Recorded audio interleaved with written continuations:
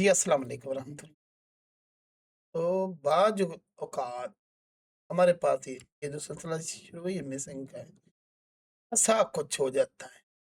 हम जो चीज़ें जैसे दूर ले जाते हैं वो गायब हो जाती हैं।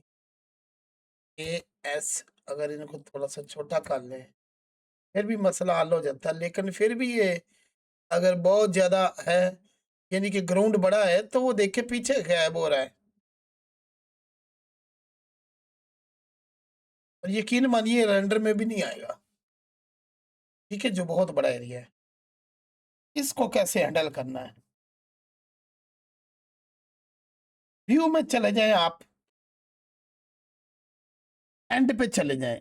जहाँ 1000 लिखा है यहाँ 10,000 कर दें, 1 ज़ीरो का इज़ाफ़ा कर दें, आपका वो पूरे का पूरा हाज़िर। ओके? 1 ज़ीरो को अगर कम करें, तो कम एरिया दिखेगा। 1 ज़ीरो अगर ज़्यादा करें, तो ज़्यादा एरिया दिखेगा।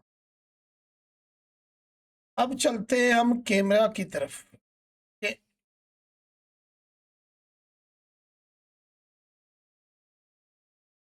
कैमरे में भी बाकी एरिया नहीं नज़र आ रहा।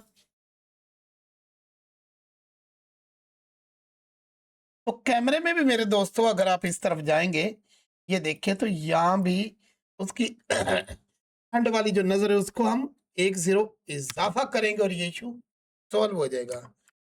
वीडियो तो छोटी है, लेकिन आपका प्रॉब्लम हल करती है।